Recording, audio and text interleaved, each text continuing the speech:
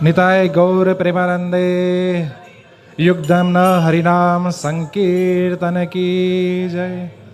બધા બે હાથ ઊંચા કરીને બોલો હરે કૃષ્ણ હરે કૃષ્ણ કૃષ્ણ કૃષ્ણ હરે હરે હરે રામ રામ રામ હરે હરે। તો આજે હરે કૃષ્ણ મહામંત્ર છે। જ્યારે સતયુગ, દ્વાપર અને ત્રેતા આ ત્રણેય યુગ પૂરા થયા અને કલયુગનો આરંભ થયો, ત્યારે જોયું કે કલયુગના જે જીવો છે આપણે બધા, તો એનું ભાગ્ય મંદ છે, થોડા આળસુ પ્રકારના છે, અલગ આવા દુર્ગુણો છે। તો એ જોઈને નારદ મુનિ ખૂબ જ દુઃખી થયા અને નારદ મુનિ બ્રહ્માજીને પૂછે છે કે આ કળિયુગમાં જે આ જીવો છે કે જેનામાં સહન શક્તિ વધારે નથી, જેની અંદર તપસ્યા વધારે નથી, તો એવા જીવો મુક્ત કઈ રીતે થશે? આ ભૌતિક જંજાળમાંથી કેવી રીતે મુક્ત થશે અને કેવી રીતે આનંદ પામશે? તો ત્યારે કલી સંતરણ ઉપનિષદની અંદર વેદમાંથી 4 વેદ છે, એમાંથી એક ભાગ છે યજુર્વેદ, અને યજુર્વેદની અંદર જે આ કલી સંતરણ ઉપનિષદ છે એ યજુર્વેદનો ભાગ છે। તો યજુર્વેદની અંદર બ્રહ્માજી નારદજીને કહે છે કે ઇતિ ષોડશકમ નામ કલી કલ્મશ નાશનમ નાતો પરતર ઉપાય સર્વ વેદે સુદ્રશ્યતે। એટલે કે કલયુગના જે આ જીવો છે એને આ કળિયુગમાંથી મુક્ત થવા માટે, આ કલહનો યુગ છે, નાની નાની વાતોમાં ઝઘડા થઈ જાય, હું કોણ તું કોણ, હું અને આ બધું મારું, આવી નાની નાની ભાવનાઓથી કુટુંબ વિખાઈ જતું હોય છે, એકબીજા વચ્ચે ઝઘડા થઈ જતા હોય છે। તો આ જે હરે કૃષ્ણ મહામંત્ર જે છે એના દ્વારા મનુષ્ય જીવ પોતે ભગવાનની અંદર સેવામાં લાગશે અને એવી રીતે આનંદ પામશે। તો આપણે આ શરીર નથી, આપણે આત્મા છીએ।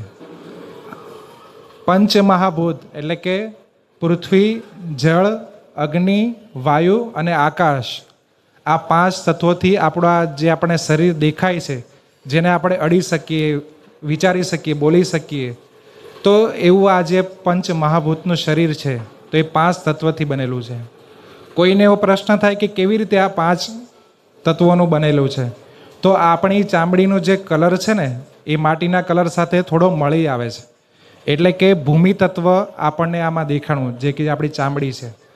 આપણા શરીરની અંદર 70% પાણી હોય છે, જેથી આપણું શરીર સારી રીતે વર્ક કરી શકે। તો પાણી તત્વ આપણા શરીરની અંદર છે।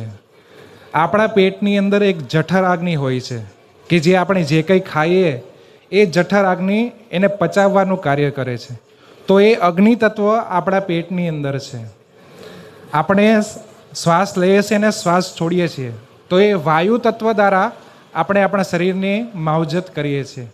અને આપણા શરીરની અંદર આપણે જ્યારે ખાઈએ ત્યારે એમાં થોડી જગ્યા હોય છે પેટની અંદર, કે જે આપણા શરીરમાં આપણે જે ખાધેલું અન્ન છે એને પચાવે છે। તો એ જગ્યા છે એ આકાશ છે। તો 5 અલગ અલગ તત્વો આપણા શરીરમાં આ રીતે રહેલા હોય છે। જો ભગવાનની આ જે માનવ દેહની જે રચના છે એ બહુ અમૂલ્ય છે। 5 અલગ અલગ વિરોધાભાસી તત્વો છે। ક્યારેય આપણે જોયું છે કે પાણીની અંદર આગ થાય, અથવા તો આગ જ્યાં હોય ત્યાં પાણી પોતાનું સામંજસ્ય રાખી શકશે નહીં। તો ભગવાને આપણને સૌથી પહેલાં જે આપણી પર કૃપા કરી છે ને એ આ મનુષ્ય દેહ છે, કે અલગ અલગ 5 તત્વો જે એકબીજાના વિરોધી છે એને 5ને ભેગા રાખીને આપણા આ શરીરનું બંધારણ કર્યું છે। તો સૌથી પહેલું આ મનુષ્ય જન્મ આપણને મળવો એ પ્રભુની બહુ મોટી કૃપા છે। બીજી વસ્તુ કે જીવ જ્યારે આ જગતમાં આવે ત્યારે સૌ પ્રથમ જળચરીઓની એટલે કે માછલી, પાણીની અંદર રહેતા જે નિમ્ન નાના નાના જે જીવો છે, સૌથી પહેલાં જીવ આત્મા એવા શરીરોને ગ્રહણ કરે છે। પછી ધીમે ધીમે આગળ વધતા એ ઉભયજીવી એટલે કે પાણીની અંદર પણ રહી શકે અને પાણીની બહાર પણ રહી શકે, જેમ કે કાચબો છે, મગર છે, એવામાં. પછી ભૂચર એટલે કે ગાયો, ભેંસો, કૂતરા આવી રીતે અલગ અલગ યોનિમાં પ્રાપ્ત થાય છે. ત્યાર પછી છે ખેંચર. ખેંચર એટલે કે જે હવામાં ઉડે એવા પક્ષીઓ, બરાબર, આવી યોનિને પ્રાપ્ત થાય છે. અને ત્યાર પછી ઝાડવાઓ, આપણે જેટલા ઝાડવાઓ છે એની અંદર પણ જીવ છે. તો આવી ઝાડવાની વનસ્પતિમાં આપણો પ્રાણ જાય છે. તો આવી રીતે 84 લાખ પ્રકારની યોનિઓમાં જીવ ભ્રમણ કરતાં કરતાં જ્યારે સાધુ સંતોની કૃપા થાય, જ્યારે ભગવાનની કૃપા થાય, ત્યારે જઈને અંદર આ મનુષ્ય દેહ મળે છે આપણને. ધારો કે કોઈ કૂતરો કે કોઈ ગધેડું કે કોઈ અન્ય પ્રાણી હોય તો એ એવું વિચારી ના શકે કે હું કેમ દુઃખી છું, મને કેમ આ લોકો મારે છે, હું આ અમેરિકામાં જન્મવાને બદલે ભારતમાં આ સુરતમાં કેમ જન્મો છું, એવું કોઈ પણ પ્રાણી ક્યારેય વિચારી નહીં શકે. કારણ કે એની અંદર એ બુદ્ધિ નથી. એની અંદર બુદ્ધિ નથી એવું નથી, પણ એની અંદર જે ધર્મ રિલેટેડ બુદ્ધિ છે, જેને આપણે ધર્મ કહીએ છીએ. પદ્મ પુરાણની અંદર એક શ્લોક છે કે આહાર નિંદ્રા ભય મૈથુનમ ચ સામાન્યમ એતત પશુભી સમાનમ. એટલે કે 4 પ્રવૃત્તિઓ એ જાનવરની અંદર એટલે કે પશુની અંદર અને મનુષ્યની અંદર સેમ છે. આહાર, આપણે પણ આપણો પોતાનો ખોરાક ખાય છે, જ્યારે પશુ છે એ પણ પોતાનો ખોરાક ખાય છે. નિદ્રા, આપણે પણ સારું ફર્સ્ટ ક્લાસ કિંગ સાઇઝના બેડની અંદર સૂઈએ છીએ. જ્યારે આપણને સૂવાનો જે આનંદ મળે છે, આરામથી આપણે સૂઈ ગયા હોય, એવો જ આનંદ જ્યારે કૂતરું આ સોસાયટીના એક જગ્યાએ રસ્તા પર સૂઈ જાય ત્યારે પણ એને એવો જ આનંદ મળે છે. એટલે આનંદમાં કોઈ ભિન્નતા નથી. આપણને એવું લાગે છે કે આ જો રસ્તા પર સૂઈ ગયો, પણ એને જે નીંદર આવે છે ને, એ જેમ આપણને મસ્ત સોફામાં મખમલનો સોફો હોય એની અંદર આપણે સૂઈ ગયા હોય, મખમલનો પલંગ એની અંદર આપણે સૂતાય, એમાં આપણને જેવો આનંદ આવે છે એવો જ આનંદ એ કૂતરો જે રોડ પર સૂઈ જાય એને એવો જ આનંદ આવે છે. આહાર નિદ્રા ભય, આપણે પણ પોતાનું રક્ષણ કરીએ છીએ જ્યારે પ્રાણીઓ પણ પોતાનું રક્ષણ કરે છે. અને મૈથુન, તો આપણે પણ પ્રજોત્પત્તિ કરીએ છીએ, સેમ એવી રીતે પણ જે પશુ છે એ પ્રજોત્પત્તિ કરે છે. તો પ્રશ્ન એ આવે છે કે આપણે અને જાનવર પશુઓની એમાં ફરક શું છે? જે મનુષ્ય અને મનુષ્ય સિવાય બાકીની જે યોનિ છે એમાં ફરક શું છે? તો ફરક એટલો છે, આ શ્લોકમાં આગળ કહે છે આહાર નિદ્રા ભય મૈથુનમ ચ સામાન્યમ એતત પશુભી સમાનામ ધર્મો હિ તેષામ અધિકો વિશેષો ધર્મેણ હીના પશુભી નરાણામ. એટલે કે જે ધર્મ છે એ જ મનુષ્યની અંદર એક વધારે આપેલું ભગવાન તરફથી ગિફ્ટ છે. જો મનુષ્યની અંદરથી ધર્મ કાઢી નાખો ને તો એ પશુ સમાન થઈ જાય. તો એક એવો પ્રશ્ન આવે કે ધર્મ એટલે શું? શું હું સ્વામિનારાયણ, શું હું હરે કૃષ્ણ કે અન્ય કોઈ દેવી દેવતાને માનું છું એ મારો ધર્મ છે? તો ના. ધર્મ કોને કહેવાય? તો જે વસ્તુ છે, કોઈ પણ વસ્તુ હોય એનો જે સ્વભાવ છે એને ધર્મ કહેવામાં આવ્યો છે. ધારો કે કોઈ જગ્યાએ આગ હોય, આગ, અગ્નિ, તો એનો ધર્મ શું છે કે પ્રકાશ આપવું અને ગરમી આપવી. કોઈ પણ જગ્યાએ અમેરિકામાં કે ભારતમાં જ્યાં આગ લાગે ત્યાં એવું ના હોય કે ધારો કે ભારતમાં આગ લાગી તો એ આગ ઠંડી હોય અને અમેરિકામાં આગ લાગી તો એ અમેરિકામાં ગરમ હોય. એવું નથી હોતું. એ આગ ભારતમાં હોય, અમેરિકામાં હોય કે ગમે તે જગ્યાએ હોય, આ બ્રહ્માંડના કોઈ પણ ખૂણામાં હોય, પણ એ આગનો ધર્મ છે કે પ્રકાશ આપવો અને ગરમી આપવી. બરાબર. પાણીનો પોતાનો ધર્મ છે તરલતા. પાણી છે એ સ્વાભાવિક રીતે કોઈ પણ જગ્યાએ વહેશે, જે બાજુ ઢાળ હોય એ બાજુ પાણી પોતે વહેવા માંડે છે. તો એવી રીતે આપણે જે છે એ જીવ છીએ અને જીવનો મૂળભૂત ધર્મ છે કે પ્રભુની સેવા કરવાનો. તો પ્રશ્ન એવો થાય કે ભાઈ સેવા કરવાનો જ કેમ ધર્મ છે? આપણે તો બધાને આનંદ જોઈએ છે, તો સેવા કરવાથી કેવી રીતે આનંદ થઈ શકે? તો જ્યાં સુધી આપણે સૌથી પહેલાં તો પોતાને આ શરીર માનીએ છીએ એટલે બધો દુઃખનો ડુંગર ત્યાંથી ઊભો થાય છે. જ્યારે આપણે એવું સમજીએ કે આપણે આ શરીર નથી, આપણે આત્મા છીએ આત્મા એટલે પેલું ભૂતવાળું એવું નહીં. ધારો કે કોઈ વ્યક્તિ આ શરીર છોડી દેશે, કોઈ પણ સ્ત્રી હોય કે પુરુષ જ્યારે આ શરીર છોડી દે તો આપણે એવું કહે છે કે આ પાછા થયા અથવા તો આ મરી ગયા. તો એની આંખ ત્યાં છે, એનું હૃદય પણ ત્યાં છે, એના શરીરમાં કોઈ પણ અંગ નીકળ્યું નથી, કોઈ પણ વાંધો નથી.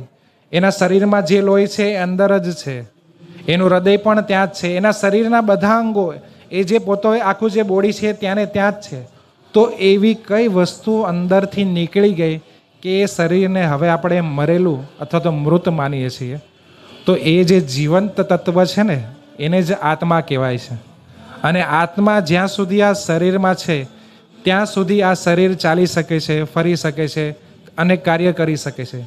જેવો આત્મા આ શરીરમાંથી નીકળી જાય એટલે તરત જ એ શરીર ખોટું પડી જાય, એ શરીર પછી જડ થઈ જાય છે, કારણ કે શરીર પોતે જડ તત્વ છે અને આપણે આત્મા તત્વ છીએ. તો આત્માનો મૂળભૂત સ્વભાવ જે છે એ છે પરમાત્માની સેવા કરવાનો. તો જો આપણે પોતાના ઘર પરિવારમાં પોતાના બાળકો હોય, પોતાની સ્ત્રી કે પોતાના પુરુષ હોય, તો આપણે એને રોટલી, રસોઈ, કપડાં આપીને કે કોઈ અન્ય વસ્તુ અર્પણ કરીને આપણે એમની સેવા કરીએ છીએ. પછી આ સોસાયટી છે તો પ્રમુખ આ સોસાયટીનું બધું ધ્યાન રાખશે, એવી રીતે સોસાયટીની સેવા કરે છે. પછી સુરતના કોઈ મેયર હોય તો એ સુરત જે આખો જિલ્લો છે એની સેવા કરે છે. કોઈ જગ્યાએ કોઈ બનાવ બન્યો છે તો ત્યાં જઈને પહોંચશે. એક મંત્રી હોય તો એ રાજ્યને અને રાજ્યના લોકોની સેવા કરે છે. એક પ્રધાનમંત્રી હોય તો પોતાના દેશની સેવા કરે છે. અમેરિકામાં લોકો કૂતરાને સારી રીતે નવડાવે છે, કૂતરાને સારી રીતે ખવડાવે છે. દરેકના અલગ અલગ પ્રકારના શોખ છે. તો કોઈને કોઈ વ્યક્તિ આવી સેવાના કાર્યમાં પરોવાયેલો જ છે. કોઈ પણ વ્યક્તિ એમ ના કહી શકે કે હું સર્વિસ નથી કરતો અથવા તો સેવા નથી કરતો. તો આ જે સેવાનું કાર્ય છે ને એ મૂળ આત્માનું કાર્ય છે. પણ આપણે આ શરીરને જ પોતાનું માની લઈએ છીએ અને આપણે ખોટી ઓળખ પોતાની કરીએ છીએ. આપણે ભગવાનના દાસ છીએ અને ભગવાનની સેવા કરવાનું હોય છે. એની જગ્યાએ આપણે બાકી બધાની આ જે જડ તત્વ છે એ બધાની સેવા કરીએ છીએ, કે ગામની કે આની. તો આપણે મૂળભૂત પોતાનો સ્વભાવ ન જાણીને આવી રીતે અન્યની સેવા કરીએ છીએ અને બદલામાં કદાચ કંઈ આપણને ના મળે તો આપણને ભારે દુઃખ થાય છે. તો એટલે મૂળ છે કે આપણે ભગવાનની સેવા કરવી જોઈએ. તો ભગવાનની સેવા કરવાથી ભગવાનના ભક્ત થાય. અને જેને આ દુનિયાની રચના કરી છે એવા ભગવાન શ્રી કૃષ્ણ એવું કહે છે કે મને ખાલી મારા જે ભક્ત છે ને એ જ મને જાણી શકે છે. અને ભક્તિ એટલે કે ભગવાનની પ્રેમમય સેવા. ભક્તિની અગર એક વ્યાખ્યા કરવામાં આવે એક જ લાઈનની તો એને એવું કહેવાય કે ભગવાનની પ્રેમમય સેવા. જે કંઈ આપણે ખાઈએ છીએ એ ભગવાનને અર્પણ કરીને ખાઈએ. ધારો કે એક નાનો છોકરો હોય તો પપ્પા સાંજે ઘરે આવે કારખાનેથી તો નાના છોકરા માટે કંઈક ચોકલેટ કેવું લઈને આવે તો નાના છોકરાને કહે કે લે બેટા આ તારી હાટુ હું ચોકલેટ લાવ્યો છું. તો છોકરો અત્યંત ખુશ થઈ જાય છે. પણ એ છોકરો કહે છે લો પપ્પા આ ચોકલેટનું પેલું બટકું તમે ભરો અને પછી હું ખાઈશ. તો જો અગર છોકરો આવું ભગવાનને કહે તો આ છોકરો એના પિતાને આવું કહે તો પિતા કેટલા ખુશ થઈ જાય. તો જ્યારે આપણે આત્મા છીએ ને પરમાત્માને આવું આપણે જે કંઈ ખાઈએ છીએ ભગવાનને ભોગ લગાવીએ તો ભગવાન કેટલા ખુશ થાય છે. અને ભગવાન ભગવદ્ ગીતાની અંદર આ જ વસ્તુ કહે છે કે તું જે કંઈ ખાય છે એ મને અર્પણ કરીને ખા. તારી પાસે જેટલી વ્યવસ્થા છે, ભગવાન કાંઈ 56 ભોગ નથી માંગતા. ધારો કે આપણી પાસે ખાલી પાણી જ છે અથવા તો ફળ ફ્રૂટ ભગવાનને અર્પણ કરવા માટે છે. જે કંઈ આપણે ખાઈએ છીએ એ ભગવાનને અર્પણ કરીને ખાઈએ તો ભગવાન કહે છે કે એની અંદર સર્વ જે કંઈ પાપ રહેલા છે એ હું લઈ લઈશ અને તને એ મારા પ્રસાદ તરીકે આપીશ. તો કોઈ પણ પ્રવૃત્તિ આપણે ભગવાનને કેન્દ્રમાં રાખીને કરીએ ને આ જ આપણી ભક્તિ થઈ. ભક્તિ માટે અલગથી કંઈ આપણે પ્રક્રિયા કરવાની જરૂર નથી કે બાવા બની જવું, સાધુ બની જવું, એવું આપણા માટે જરૂરી નથી. આપણે ભગવાન એવું કહે છે તમે જ્યાં છો, જેવી જગ્યાએ છો, જેવા ઘરમાં રહો છો ત્યાંથી ભક્તિની શરૂઆત કરો. અને એક વખત તમે આ રસ્તે એક ડગલું આગળ વધારશો ને તો ભગવાન સામે 10 ડગલા વધારીને તમારી મદદ જરૂર કરશે. કારણ કે ભગવાનને પોતાના દીકરાઓની જેમ માને પોતાના દીકરાઓની એ દીકરો ગમે એટલો મોટો થઈ ગયો હોય, સમાજમાં ગમે એવો આગળ વધી ગયો હોય, કે પછી એ દીકરો સારો ના પણ હોય, પણ માને એ દીકરાની ફિકર હંમેશા રહે છે અને રહે છે. તો આ તો શાસ્ત્રમાં એક શ્લોક છે, ત્વમેવ માતા ચ પિતા ત્વમેવ. ભગવાન આપણી માતા છે, ભગવાન આપણી પિતા છે. કારણ કે આપણે જે કંઈ શ્વાસ લઈ રહીએ છીએ એ ભગવાનની કૃપા છે. આપણે કોરોનાના સમયમાં જોયું કે લોકોની પાસે અઢળક રૂપિયો છે, લોકો એ રૂપિયો દઈને એ જે ઓક્સિજનના બાટલા હતા એના દ્વારા પણ ઓક્સિજનના બાટલા નહોતા મળતા, એટલી બધી કમી આવી ગઈ હતી. તો પૈસો જીવનમાં જરૂરી છે, પણ પૈસો જ બધું નથી. કારણ કે જીવ છે તો બધું છે. હવે જીવન જ ના હોય તો પૈસાને શું કરશું? તો એ જીવન પ્રભુની શરણાગતિ. ભગવદ્ ગીતામાં ભગવાન એક શ્લોકમાં એવું કહે છે, જે એલઆઈસી છે, એલઆઈસી એમાં એક શ્લોક છે કે યોગ ક્ષેમમ વહામ્યહમ. તો આ શ્લોકનો મતલબ એવો છે કે ભગવાન એવું કહે છે ભગવદ્ ગીતામાં કે જે મારી ભક્તિ કરે છે તો એની પાસે જે સંપત્તિ કે એની પાસે જે કંઈ વસ્તુ છે ને એનું હું રક્ષણ કરું છું, અને એની જે આગળ જેને જરૂરિયાત પડશે એ હું પૂરી કરીશ ગમે તે રીતે. ભગવાન આટલી બધી આપણી જવાબદારી ઉઠાવવા તૈયાર છે, પણ ખાલી એક જ વસ્તુ છે કે આપણે ભગવાન તરફ, કૃષ્ણ તરફ આપણે પગ ઉઠાવવાની, એની તરફ ભક્તિ કરવાની આપણને જરૂર છે. ધારો કે આ જન્મમાં કોઈ અગર MBBS કે ડૉક્ટર બને અને આ ધારો કે એનું મૃત્યુ થાય, તો બીજા જન્મમાં જ્યારે એ જન્મ લે તો એને ફરીથી પાછું ભણવાની જરૂર પડશે, બરાબર છે? ફરી પાછી એને ડિગ્રી લેવાની જરૂર પડશે, એના ગયા જન્મની ડિગ્રી નહીં ચાલે. પણ ભક્તિની અંદર આનું ઊંધું છે. આ જન્મમાં તમે ખાલી 1% ભક્તિ કરીને, ખાલી 1%, તો બીજા જન્મમાં ભગવાન તમને એટલી કૃપા કરે છે કે તમારી બીજા ટકાથી ભક્તિ ચાલુ થાય છે. 1% અહીં તમે જે કરી છે તો તમારી રહે છે જ તમારા બેંક બેલેન્સમાં. એટલે જે આધ્યાત્મિક બેલેન્સ છે એની અંદર તો રહે જ છે, પણ તમારી જે આગળની શરૂઆત છે એ 2% 3% એવી રીતે આગળ વધતી જાય. એટલે ભક્તિ કરવામાં કોઈ નુકસાન નથી. તો આવી ભક્તિ માતા યશોદાએ કરી હતી. અને ભગવાન એવું કહે છે કે જે મારો શુદ્ધ ભક્ત થઈ જાય છે ને, હું એના વશમાં આવી જાઉં છું. તો એકવાર શું થયું કે ભગવાન કૃષ્ણ ગોકુળની અંદર બધા અલગ અલગ જે ગોપીઓ હતી એ ગોપીઓના ઘરમાં જઈને માખણ ચોરી કરે છે. જો વિચારવા જેવી બાબત છે. ભગવાન કૃષ્ણના પિતાનું નામ છે નંદ. નંદ કોને કહેવાય? કે જેના ઘરે 9 લાખ ગાયો હોય, જે 9 લાખ ગાયનો માલિક, 9 લાખ ગાયનો જે અધિપતિ હોય એને નંદ કહેવામાં આવે છે. તો એ નંદ મહારાજ, હવે તમે વિચાર કરી લો, 9 લાખ ગાય જેના ઘરે છે, સવારે અને સાંજે એક ગાય 20 લીટર સવારે અને 20 લીટર સાંજે દૂધ આપે છે. એટલે 40 લીટર એક ગાય 40 લીટર દૂધ આપે, એવી 9 લાખ ગાયો છે. એને ઘરે હું માખણની કમી હશે? પણ વસ્તુ એ છે ભગવાનનો ભાવ. આપણે જે ભક્તનો જે ભાવ છે ભગવાન પ્રત્યે, એ મહત્વનો છે. દરેક ગોપી વ્રજની અંદર, દરેક ગોપી છે કૃષ્ણથી આકર્ષિત હતી. એ ગોપી એટલે કે ખાલી યુવાન સ્ત્રીને જે ઘરડી હોય ને ડોહીમાં, એ પણ ગોપી કહેવાય. અને એ પણ કૃષ્ણથી એટલી જ આકર્ષિત હતી. તો એવી બધી ગોપીઓ એવું વિચારે કે ક્યારે કૃષ્ણ મારા ઘરે આવે, ક્યારે હું એને મારા હાથોથી માખણ ખવડાવું. પણ કૃષ્ણ કે મને તમારા હાથોથી માખણ ને હું તો ચોરી કરું એ જ મને મારી ઉપર શોભા દે છે. એટલે જ ભગવાનને માખણ ચોર કહેવાય છે. કારણ કે ચોરોનો સરદાર છે મુખ્ય. આપણી અંદર જે ચોરીનો ગુણ છે ને એ ભગવાનથી જ આવેલો છે, પણ ભગવાન જે ચોરી કરે ને એના ગુણ ગવાય છે. ને આપણે ચોરી કરીએ તો સ્ટેશનમાં નામ આવે, પોલીસ સ્ટેશનમાં નામ આવી જાય. તો ભગવાન કહે છે મને સીધી રીતે હું કૃષ્ણ હું ઊભો રહું ને, ભગવાન તમે ક્યારે ભગવાનના દર્શન કરજો, ભગવાન ઊભા હોય ને કોઈ પણ મંદિરે ઇસ્કોનમાં, તો ગળેથી આમ વાંકા વળેલા હશે, કમરેથી વાંકા વળેલા હશે, અને પગ પણ વાંકો વાળેલો રહેશે. એને ત્રિભંગી સ્વરૂપ કહેવાય. 3 જગ્યાએથી ભગવાન વાંકા છે.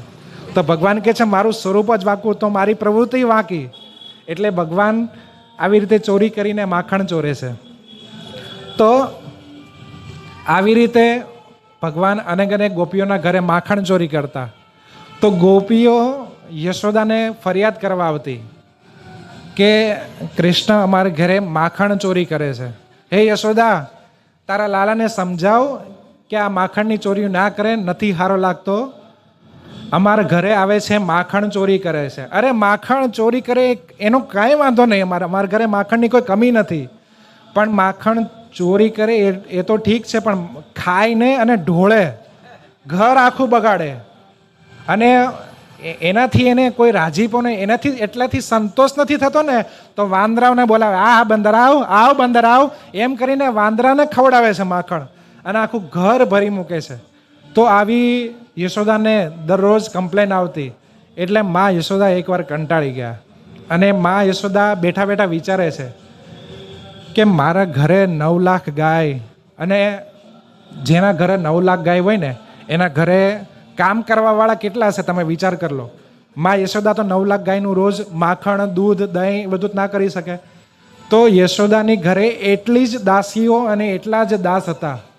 તો કે મારા ઘરે આટલું બધું રોજનું દૂધ આવે, આટલી બધી ગોપીઓ માખણ બનાવે, એ ભગવાન કૃષ્ણ માટે જ, કારણ કે મારા ઘરમાં કૃષ્ણ જ એક છે. કારણ કે નંદ અને યશોદાને ઘણા સમયથી પુત્ર નહોતો, તો ભગવાનની કૃપાથી હવે ભગવાન પોતે અવતર્યા છે. તો કે આટલા વર્ષ પછી મારો એકને એક છોકરો આવ્યો અને આવા તોફાન કરે છે. તો યશોદામાં વિચારે છે કે આવું કેમ. એટલે યશોદામાંને પેલો એક એવો ભાવ આવ્યો કે આ જે મારી ગોપીઓ જે છે ને, મારી દાસીઓ જે છે ને મારા ઘરે, કદાચ એ લોકોને આ જે ગાય 9 લાખ ગાયોનું જે દૂધમાંથી દહીં કેવી રીતે મેળવવું, અને એ દહીં મેળવેલું હોય, ધારો કે દહીં મેળવવામાં તમને જેટલી ખટાશ નાખો ને એટલું દહીં ખાટાશ પકડે છે. મોળું દહીંમાં ઓછી ખટાશ નાખવાની હોય છે, જ્યારે તમારે ખાટું દહીં કરવું હોય તો વધારે ખટાશ નાખવાની જરૂર પડે છે. તો યશોદામાં એવું વિચારે છે કે મારા ઘરે જે દાસીઓ છે ને એને દહીં કેવી રીતે મેળવવું, અને દહીં મેળવ્યા એમાંથી કેવી રીતે માખણ કાઢવું એ કદાચ નહીં આવડતું હોય, એટલે મારા કૃષ્ણ બીજાને ઘરે જઈને આવી રીતે ચોરી કરે છે. કારણ કે ઘરનું માખણ સારું ના હોય, ઘરે આપણને ન ભાવતું હોય તો જ આપણે બહાર હોટલમાં જાય ને, ઘરે જાય પીઝા ને પાસ્તા ને સમોસા ને બધું ઘરે જ બનાવતા હોય તો બહાર કોણ જાય. તો એવી રીતે આપણા કૃષ્ણને અગર આ ઘરનું માખણ નહીં ભાવતું હોય એટલે એ બહાર ચોરીઓ કરવા જાય છે. બીજી વસ્તુ, યશોદાનો બીજો આવો ભાવ છે કે ગોપીઓ, વ્રજની જેટલી ગોપીઓ છે એ દરેક ગોપીઓ કૃષ્ણને પોતાના છોકરા કરતાં પણ વધારે રાખે છે. તો કૃષ્ણ જ્યારે કોઈ પણ ગોપીના ઘરે જાય ને તો ગોપી કે લે આવ કૃષ્ણ, તું આવ્યો, લે આ થોડું માખણ ખા, થોડું દૂધ ખા, થોડા ગરમા ગરમ રોટલો ખા. તો એના છોકરા કરતાં, જે ગોપીનો છોકરો હોય ને એની કરતાં કૃષ્ણને થોડું વધારે મહત્ત્વ આપે. અને ઓલો છોકરો હોય એ કૃષ્ણનો ભાઈબંધ હોય. તો જો હવે કે ધારો કે ગોપી કૃષ્ણને એમ કહે છે કે લે માખણ ખાધું થોડું, તો હવે કૃષ્ણ જો બધું ખાઈ જાય તો ઓલા એના ભાઈબંધ વાહે વધે નહીં. કૃષ્ણ કે સોરી યાર ભાઈબંધ, હું ખાઈ ગયો. તો કૃષ્ણને આવું થોડું શરમ આવે છે કે મારા ભાઈબંધનું હું લેવા ખાઈ જાઉં એમ. હું કોકના ઘરે જાઉં ને કોક એની મમ્મી મારા પર ખુશ થઈ જાય અને મને ખવડાવી દે તો મારો ભાઈબંધ બિચારો ભૂખો રહી જાય. એટલે કૃષ્ણ શરમથી આ ગોપીઓના ઘરે માખણ નથી ખાતો, પણ ગોપીઓના ઘરનું માખણ ગમે છે. એટલે જેવી ગોપી પોતાના રસોડામાંથી બહાર નીકળીને ગાયને દોવા જાય છે, કાં તો ઘરનું વાસીદું બીજું કામ કરે છે, એ ટાઈમે કૃષ્ણ પોતાના જ ભાઈબંધો હારે ચડી અને માખણની ચોરીઓ કરે છે. તો કે આ મારા કૃષ્ણ માટે સારું નથી. અને કોઈ પણ માતા હોય ને એ પોતાના છોકરાનું હંમેશા સારું જ ઈચ્છે, કેમ મારો છોકરો બગડવો ન જોઈએ. સુધરે ના સુધરે તો ભગવાનની પર વાત, પણ સોસાયટીમાં નામ સારું હોવું જોઈએ. એવું ના કહેવાય કે ફલાણી બાઈનો છોકરો જો કેવો ભરાડી છે, બધું ભાંગતો જ હોય, માથા જ ઝીકતો હોય. તો આવું બધું લોકો કે એ સારું ના લાગે. અને આજે હું યશોદા રાણી છું, મારા ઘરે આટલો મોટો બધો વ્યવહાર પ્રસંગ ને આ બધું થતું હોય ને કોઈ એવું કહે કે યશોદા તારો છોકરો ચોર છે, આવું કોઈ કહી જાય તો માને ન ગમે. એટલે મા યશોદાએ એવું નક્કી કર્યું કે આજે છે ને હું પોતે જ દહીં મેળવીશ, અને એ દહીંમાંથી હું પોતે જ જાતે વલોણું રાખીને એ દહીં વલોવીને એમાંથી માખણ કાઢીશ ને એ જ માખણ કૃષ્ણને ખવડાવીશ. જો માતાનો જે ભાવ હોય ને પોતાના છોકરાને ખવડાવવાનો એ અનોખો હોય છે. બહાર હોટલમાં જઈએ ત્યારે આપણને વેઇટર પૂછે છે કે સર શું લાવવું, અને ઘરે આપણી જ માતા આપણને કહે છે બેટા તારે હું ખાવું. આ બંનેમાં જમીન આસમાનનો ફરક હોય છે. મા પોતાના છોકરાને ખવડાવે એ પાછળ માનો કોઈ હેતુ નથી હોતો. મા નિસ્વાર્થ ભાવે જ પોતાના છોકરાઓને બધું તૈયાર કરીને ખવડાવે છે. માનું એટલી જ ઈચ્છા હોય છે કે પોતાનો છોકરો નિરોગી રહે, પોતાના છોકરાના શરીરમાં જેટલી પુષ્ટતા જોઈએ, શરીરને જેટલું પોષણ જોઈએ એ મળી રહે એટલા માટે માં એને એ બધું ખવડાવે છે. જ્યારે હોટલનો એ જ વેઇટર એવા હિસાબ, એવા ભાવથી, એવા મનથી ખવડાવે છે કે જો હું મારા સર જે આવ્યા છે મારા ગેસ્ટ એને જો હું ખવડાવીશ તો મને વધારે ટીપ આપશે, વધારે પૈસા આપશે. તો બેનો ભાવ અલગ અલગ હોય છે. તો માતા યશોદા એવું વિચારે છે કે ગોપીઓનો જે મનોભાવ છે માખણ બનાવવાનો એ અલગ છે. તો આજે હું મારા કૃષ્ણ માટે પોતે જ માખણ બનાવીશ અને એને ખવડાવીશ. તો આવી રીતે માએ જો નંદ બાબાના ઘરમાં 7 થી 8 પદ્મગંધા ગાય નામની ગાય હતી. પદ્મગંધા, કે જે ગાયનું નામ હતું પદ્મગંધા. તો પદ્મનો અર્થ છે કમળ અને ગંધ એટલે કે સુગંધ. એ પદ્મગંધા ગાયનું જે દૂધ છે ને એ જ્યારે એની અંદર કમળ જેવી સુગંધ આવે એટલે કે સ્પેશિયલ હોય છે ગાયનું દૂધ. તો એવી 7 થી 8 ગાય હતી. તો યશોદામાએ આગલી રાતે શું કર્યું કે ગાયોનું જે દૂધ હતું પદ્મગંધા ગાયનું એને દહીં મેળવવા મૂકી દીધું. અને આજે એટલે કે દિવાળીના દિવસે આજે લીલા થઈ હતી માખણ ભગવાનની, એ દિવાળીના દિવસે થઈ હતી. તો મા યશોદા સવારમાં એ જે દહીં એને જમાવેલું હતું ગઈકાલ રાતે એ દહીંનું મટકું ઉતારે છે અને એના દહીંની ઉપર એ વલોણું મૂકે છે અને વલોવવા બેસે છે. જેવા મા યશોદા એ દહીં વલોવવા બેઠા છે એટલે માના હાથ ચાલે છે. માની અંદર માના હાથમાં અલગ અલગ બંગડીઓ કંકણ પહેરેલા છે. તો એ કંકણ હલે છે અને એમાંથી કરતાલનો અવાજ આવે છે. તો જો એક ભક્ત હોય ને એ ભગવાન માટે કોઈ પણ કાર્ય કરે ને તો એમાંથી કંઈક ને કંઈક ભક્તિનું સ્વરૂપ આવી જાય છે. યશોદામાં આવી રીતે દહીં વલોવવાની પ્રક્રિયા ચાલુ કરે છે એટલે એમાં હાથ આગળ પાછળ જાય, બરાબર છે. તો એના દ્વારા હાથમાં પહેરેલી બંગડીઓ છે એ એકબીજા સાથે અથડાય છે. એનાથી કંકણ એટલે કે કરતાલનો સ્વર ઊભો થાય છે. એ જે વલોણું હોય છે એ દહીંની અંદર હોય છે. તો વલોણું જેમ ફરે એમ ઘરર ઘરર ઘરર કરતો અવાજ આવે, એ મૃદંગનો અવાજ આવે છે, એ ઢોલકનો અવાજ આવે છે.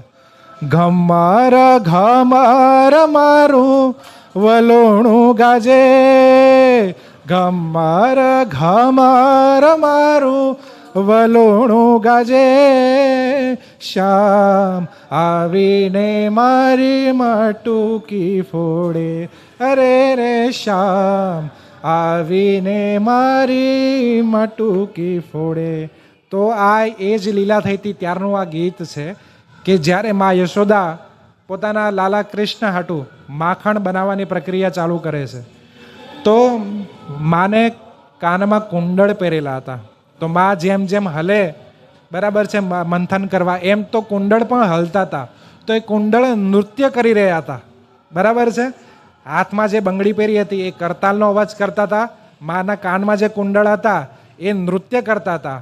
અને આની સાથે સાથે જો મા હોય ને, જ્યારે બાળક નાનું હોય ને ત્યારે મા હંમેશા એના મગજમાં એનું ચિંતન ચાલતું હોય કે આને હું શું ખવડાવું, આને હું શું પહેરાવું, આ કેવા કપડાં પહેરશે તો સારું લાગશે, આને પાવડર લગાવવું, આવી રીતે વાળ વળવું, એને મસ આંજવું, એને શું કે એને આવી રીતે નવડાવવું, આવી બધી વસ્તુ માના અંદર નિત નવીન આવતી રહેતી હોય છે.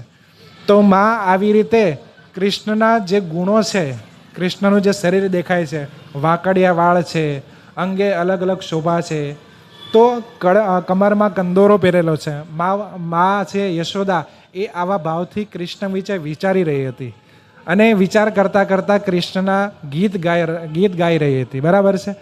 તો ગીત ગાતા હતા ત્યારે આ યશોદાના જે કવિતાના રૂપમાં જે ગીત ગાતા હતા એનો અવાજ મા યશોદાના કાનમાં પડ્યો. ભગવાન શ્રી કૃષ્ણ અંદર જે પોતાના રૂમમાં સૂતા હતા તો એક અક્ષમાં ભગવાનને આ નાદ ઝીણો ઝીણો સંભળાણો. અને ભગવાન વિષ્ણુ નારદજીને એવું કહે છે કે નાહમ વસામી વૈકુંઠે, હું વૈકુંઠમાં નથી રહેતો. નાહમ યોગીનામ હૃદય નચ, યોગીઓના હૃદયમાં પણ હું નથી રહેતો. તો ભગવાન કહે છે હું ક્યાં રહું છું? યત્ર મદ ભક્તા ગાયંત્રી તત્ર તિષ્ઠામી નારદ.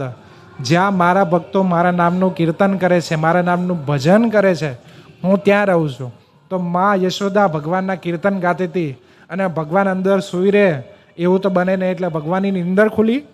જેવી ભગવાનની નીંદર ખુલી ને કૃષ્ણ એટલે આજુબાજુ જોયું, માં દેખાતા નથી. એટલે કૃષ્ણ વિચાર કરે કે માં યશોદા ગયા ક્યાં? કારણ કે રોજની જેમ રોજ સવારે કૃષ્ણ ઉઠે એ પેલા ઘરમાં અલગ દાસ દાસીઓ હોય, માં આવીને જગાડે કૃષ્ણને. આજે તો કોઈ દાસીઓ પણ નથી દેખાતી અને માં પણ યશોદા દેખાય નહીં.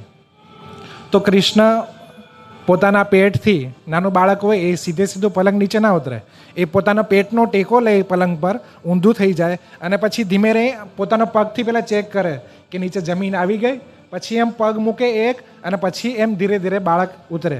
તો આ સહજ સ્વભાવથી કૃષ્ણ આવી રીતે નીચે ઉતરે છે. અને ઉતરતા વેત કૃષ્ણ બહાર આવે છે, ઘરની બહાર, અને જોવે છે કે મા યશોદા આવી રીતે દધી મંથન કરી રહી હતી. તો કૃષ્ણએ જોયું અને કૃષ્ણ પોતાના નાના નાના પગલેથી ધીમે ધીમે ચાલતા મા યશોદા પાસે આવે છે અને મા યશોદાના ખભે હાથ મૂકે છે. તો મા યશોદાએ જોયું, આહા કૃષ્ણ તું ઉઠી ગયો. પછી કૃષ્ણએ જોયું, મા યશોદાએ જોયું કે કૃષ્ણ મારો ઊભો થઈ ગયો છે, મારી પાસે આવ્યો છે. તેમ છતાં પણ એમને દહીં વલોવવાનું જે કાર્ય છે એ ચાલુ રાખ્યું, રોકાણું નહીં. તો કૃષ્ણએ જોયું કે મારી માતાએ જો અગર રોકાશે નહીં, આ દહીં જે વલોવે છે આ પ્રક્રિયાને હું રોકીશ નહીં ને તો મને ખોળામાં બેસાડશે નહીં. એટલે ભગવાન શું કર્યું કે મા યશોદાના પગ ઉપર, એમના જાંઘ ઉપર પેલા એમને નાનો પગ મૂક્યો અને પગ મૂકીને જે દોરડાથી મા યશોદા મંથન કરી રહી હતી ને એ દોરડાને જ પકડી લીધું. જેવો દોરડાને પકડ્યું એટલે માએ તરત આ કાર્ય ઊભું રાખી દીધું. આ મા કૃષ્ણની સામું જોઈને હસ્યા કે નાની નાની બુદ્ધિ ધીમે ધીમે ખીલે છે. એને ખબર પડી ગઈ છે કે દોરડું પકડીશ તો માતા ઊભું રાખશે, બાકી માતા ઊભું નહીં રાખે. એટલે માએ કૃષ્ણને આવું જોયું ત્યારે તરત એને ખોળામાં લઈ લીધો અને એને સ્તનપાન કરાવવા માંડ્યા. કારણ કે મા હોય એને ખબર પડી જાય કે પોતાના છોકરાને ભૂખ લાગી છે. તો જેવું મા યશોદા પોતાના કૃષ્ણને આવી રીતે સ્તનપાન કરાવે છે ત્યારે સુંદર એવું મુખ ભગવાન શ્રી કૃષ્ણનું, બ્રહ્માજી એવું કહે છે કે કૃષ્ણ તમારા મુખની જે પ્રભાવ છે એનાથી જ આ જગત પ્રકાશમાન છે. તો આવું મુખ કમંડળ જે મૂર્તિમાન સ્વરૂપ માતા યશોદામાં ખોળામાં હોય તો માતાની એક સેકન્ડ પણ નજર એ કૃષ્ણથી હટતી નથી ક્યારે. સ્વાભાવિક વાત છે. તો માતા આવી રીતે જ્યારે બેઠા હતા ત્યારે માતાને એકદમ જ યાદ આવ્યું કે પદ્મગંધા ગાયનું જે બીજું દૂધ છે એ મેં ગેસ પર ગરમ કરવા મૂક્યું છે રસોડામાં. તો જેવું યાદ આવ્યું અને રસોડામાંથી અવાજ આવ્યો, દૂધ ઉફળે ને એનો જે અવાજ આવે ને તો માતાને તરત સંભળાણો. એટલે માતા યશોદા કૃષ્ણને તરત સાઈડમાં મૂકે છે અને દોડીને તરત એક ગેસ એટલે જે ચૂલો છે એને બંધ કરવા જાય છે. જે આંધણ મૂકેલું હોય છે આંધણને ઉતારવા જાય છે. તો અહીંયા અખિલ બ્રહ્માંડના નાયક અધિપતિ કે જેને સચ્ચિત આનંદ સ્વરૂપ કહેવાય છે, ભગવાનનું જે સ્વરૂપ જે છે એને સતચિત આનંદ એટલે કે ભગવાનની અંદર આનંદ જ આનંદ છે. જેમ આપણા શરીરની અંદર મળ, મૂત્ર, માંસ, હાડ, ચામડી એવી રીતે અલગ અલગ વસ્તુઓનું બનેલું છે, તો ભગવાનનો જે દિવ્ય દેહ છે એ સચ્ચિત આનંદ, આ ત્રણ પદાર્થો એટલે કે ચિત્તમય પદાર્થનો બનેલો છે. તો ભગવાનની અંદર આનંદ જ આનંદ છે.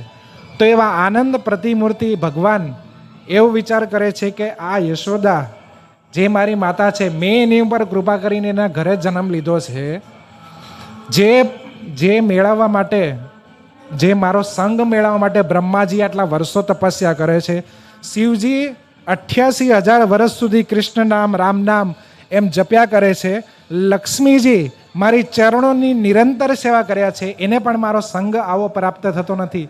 એવો મેં મા યશોદાને સંગ આપ્યો છે અને મા યશોદા એક દૂધ હાટું મને નીચે ઉતારીને વહી ગઈ. અને ભગવાનને એવો ક્રોધ, નાનું બાળક હોય ને તેને આમ આટલી નાની વાતમાં ખોટું લાગીએ તરત, એટલે ભગવાનને ગુસ્સો આવ્યો.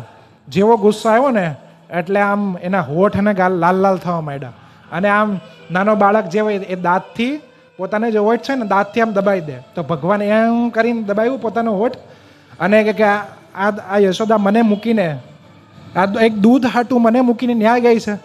આજે આની બધી મહેનતનું પણ પાણીનો ફેરવું તો હું કૃષ્ણ નહીં. તો ભગવાને જોયું કે આ હવારથી મહેનત કરે છે આ દહીં, આ માખણ બનાવવા માટે, અને એ જ માખણ અહીંયા એક મટકાના રૂપમાં છે. તો ભગવાને જોયું કે આ મટકા હાટું, આ દહીં હાટું જે બધી મહેનત થાય છે ને હવારથી, આ મટકાનું હું ફોડી નાખું. જોવા તે ભગવાને એ મટકાને પહેલાં હલાવ્યું. મટકું મોટું હતું તે પહેલાં હલાવ્યું. તે આટલું પણ હલ્યું નહીં એટલે ભગવાનને આમ વધારે ગુસ્સો આવ્યો. તું મટકું મારથી હલતું નથી. હવે યશોદામાં તો ગુસ્સો હતો, હવે તારી ઉપર ગુસ્સો, હવે હું તને જોઈ લઉં. તે ભગવાને બાજુમાં એક પાણો હતો નાનો, તે પાણાથી ભગવાન આમ મટકું ફોડવા જઈ રહ્યા હતા. એટલામાં ભગવાનને વિચાર આવ્યો કે જો ઉપરથી ફોડીશ ને મટકું તો અવાજ આવશે, અને અવાજ આવશે એટલે માતાને ખબર પડી જશે કે અહીંયા કંઈક પરાક્રમ થયો છે. એટલે ભગવાને વિચારે કર્યું કે જો આને નીચેથી ફોડું ને તો અવાજ પણ નહીં આવે, માટલું ફૂટી જશે અને અંદર જેટલું દહીં છે ને બધું બહાર આવી જશે. એટલે કે બધું ત્યાંથી નીકળી જશે, માતાની મહેનત બધી પાણીમાં જશે. તો ભગવાને આવો વિચાર કર્યો અને ફટાકથી એક પથ્થર ઉઠાવ્યો અને સીધો એ મટકામાં માર્યો, નીચેના ભાગે, મટકાને નીચે ભાગે. તો અવાજ આવ્યો નહીં, પણ મટકામાંથી જે દહીં આવ્યું ને બહાર, બધું રેળમ છેળ થઈ ગયો. અને કૃષ્ણ વિચારવા મળ્યા માથે હાથ દઈને. આપણે વિચાર્યું હતું કે કાંઈક થોડું ઘણું નુકસાન કરશું, આ તો બહુ મોટું નુકસાન થઈ ગયું. ભગવાનના પગની ઉપર દહીં થઈને વહ્યું ગયું. ભગવાનના પગ આખા દહીંવાળા થઈ ગયા. કૃષ્ણ કે મૈરા બાપ મૈરા, હવે અમને કોઈ ન બચાવે, હવે માના પ્રકોપથી કોઈ ન બચાવે. ભગવાન કે જે રસ્તો મળે ને એ રસ્તા પર ભાગો. ભગવાન ત્યાંથી ભાગતા બીજા રૂમમાં જાય છે. અને બીજા રૂમમાં જાય છે તો ત્યાં જોવે છે કે ઉપર, જો પહેલાંના જમાનામાં છે ને માખણ આવી રીતે આપણે કેમ ફ્રીજમાં રાખીએ તો એમ નીચે નહોતા મૂકતા, એ ઉપર આવી રીતે માખણની માટલી ટીંગાડી રાખે. તો ભગવાને જોયું કે આ માખણની માટલી ટીંગાડેલી છે. કારણ કે જો ભગવાનને માખણ જ કેમ પસંદ હતું, ઘરે દૂધ દહીં અલગ અલગ વાનગી હતી, એ સમયે પણ મીઠાઈઓ હતી, રસગુલ્લા અલગ અલગ મીઠાઈઓ પણ હતી, પણ ભગવાનને માખણમાં જ કેમ રસ છે અથવા માખણને જ કેમ ચોરી કરતા? તો આચાર્ય એવું કહે છે કે માખણ, તાજું જે માખણ હોય ને એની અંદર તમે આમ ખાલી આમ આંગળી ઘસો ને તો તમારી આંગળીના જે આમ તમે ઘસેલો ને એનો ચીરો પણ, એનો નિશાન પણ પડી જાય છે. એટલે કે માખણ એટલું કોમળ હોય છે. તો જેનું હૃદય મારી ભક્તિમાં આવું કોમળ જ્યારે થઈ જાય છે ને એ સૌથી વધારે મને પ્રિય હોય છે. તો એટલા માટે ભગવાન આ માખણ દ્વારા આપણા હૃદયનો સંકેત કરે છે કે જેના હૃદયમાં આવી શુદ્ધ ભક્તિ, આવી કોમળ ભક્તિ જ્યારે મારા પ્રત્યે થઈ જાય છે ને તો એ મને સૌથી વધારે વાલો લાગે છે. તો એટલા માટે ભગવાન આ માખણ ચોરી કરતા. તો ભગવાને જોયું કે માખણ ટીંગાય છે, સૃષ્ટિના માલિક છે એટલે એને બધી વસ્તુનો ખ્યાલ છે. પણ અહીંયા જો એ વિચાર કરે કે હું ભગવાન છું, તો ભગવાનની અંદર અલગ અલગ શક્તિ છે અને ભગવાનને શક્તિમાન કહેવામાં આવે છે. તો ભગવાનની એક શક્તિ છે યોગ માયા. તો એ યોગ માયા જ ભગવાનને એવું ભૂલાડી દે છે એ સમયે કે એ ભગવાન છે. કારણ કે ભગવાનો જ્યારે ભગવાન ધારો કે હાજર હોય, ભગવાન એવું વિચારે કે હું આ માખણની ચોરી કરું, આ બ્રહ્માંડ મારાથી ઉત્પન્ન થતો માખણની ચોરી હું શું લેવા કરું? પણ યોગ માયા આ લીલા કરવા માટે ભગવાનને એ સમયે એ ભૂલાડી દે છે કે ભગવાન આવા, મતલબ તમે એક બાળક છો, તમારે આવું કરવાનું છે. તો ભગવાને એ જોયું કે આ તાજું માખણ કાઢેલું છે, એની સુગંધ છે ભગવાનના નાક સુધી આવી ગઈ. તો ભગવાન કે આપણો ટાર્ગેટ આ જ છે, આને ગમે એમ કરીને ઉતારવાનું થાય છે, હાઈટ હોય કે ન હોય, આપણે એને તોડવું છે અને ખાવું જ છે. તો ભગવાને જોયું કે આજુબાજુ એક ખાંડણીયું દેખાણું. તો એ ખાંડણીયાને ભગવાને આમ ધીરે ધીરે ખેંચીને મટકી જે હતી, મટકી જે જગ્યાએ એની નીચે રાખ્યું ખાંડણીયાને, અને પોતે ખાંડણીની ઉપર ચડી ગયા.